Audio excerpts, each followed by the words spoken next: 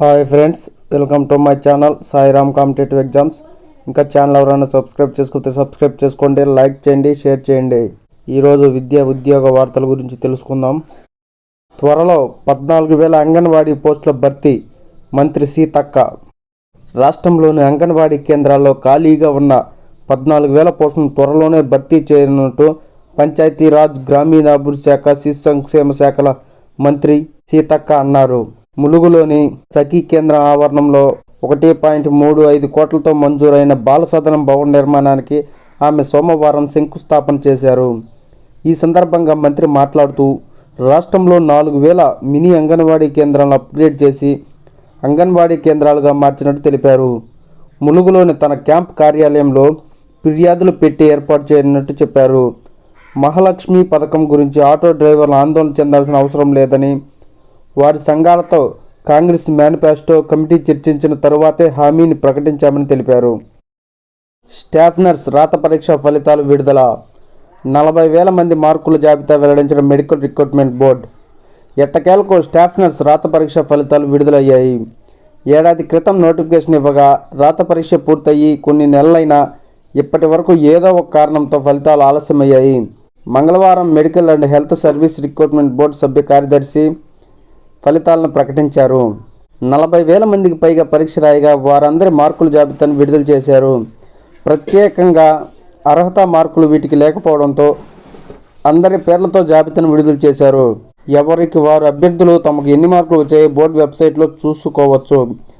అభ్యర్థులు contract, outsourcing అనుభవానికి weightage మార్కులు ఉంటే వాటిని కలిపే జాబితా తయారు చేశారు. ఈ ఫలితాలపై అభ్యర్థులకు ఏవైనా అభ్యంతరాలు ఉంటే బుధవారం సాయంత్రం 5:30 గంటల వరకు ఆన్లైన్లో ఫిర్యాదు చేయవచ్చు. అభ్యంతరాలను పరిగణలోకి తీసుకున్న తర్వాత ప్రొవిజనల్ మెరిట్ జాబితా విడుదల చేస్తారు. ఈ జాబితా ఆధారంగా ఎంపిక చేసిన జోన్లోకి వచ్చిన అభ్యర్థులను సర్టిఫికేట్ వెరిఫికేషన్ కోసం పిలుస్తారు. ఇందులో ఒరిజినల్ సర్టిఫికేట్లను పరిశీలిస్తారు. ఆ తర్వాత final merit list, selection list విడుదల చేస్తారు. అనంతరం జోన్ల వారీగా కౌన్సిలింగ్ నిర్వహించి పోస్టింగ్లు ఇస్తారు. ఈ ప్రక్రియ వీలైనంత త్వరగా పూర్తి చేస్తామని బోర్డు వెల్లడించింది. కాగా తొలుత 5,204 స్టాఫ్ నర్స్ ఖాళీల భర్తీకి గత ఏడాది డిసెంబర్లో నోటిఫికేషన్ జారీ చేయగా 3 రోజుల క్రితమే మరో 1,890 స్టాఫ్ నర్స్ పోస్టుల భర్తీకి ప్రభుత్వం అనుబంధ నోటిఫికేషన్ విడుదల చేసింది. దీంతో మొత్తం ఖాళీలు 7,094 ఖాళీలను భర్తీ చేస్తారు. గత ఏడాది డిసెంబర్ 30న స్టాఫ్ నర్స్ పోస్టుల భర్తీకి నోటిఫికేషన్ విడుదలైంది. ఈ నోటిఫికేషన్కు అనుబంధంగా కంప్యూటర్ ఆధారిత పరీక్ష ఈ ఏడాది ఆగస్టు 2న జరిగింది. అనంతరం ప్రొవిజనల్ కీ విడుదల చేసి దరఖాస్తుదారుల నుంచి అభ్యంతరాలు స్వీకరించారు. సబ్జెక్ట్ నిపుణుల నుంచి వచ్చిన ఇన్పుట్ల ఆధారంగా కీ కమిటీ తుది కీని ఖరారు చేసింది. ప్రిలిమినరీ కీకి ఫైనల్ కీకి మధ్య ఎలాంటి తేడా లేదు. దీంతో ప్రిలిమినరీ కీని తుది కీగా పరిగణించారు. డిఈఈ సెట్ 2023 ప్రవేశాల షెడ్యూల్ విడుదల. 20 నుంచి కౌన్సిలింగ్ ప్రారంభం. డిఈఈ సెట్ 2023 ప్రవేశాల షెడ్యూల్ సోమవారం విడుదలైంది.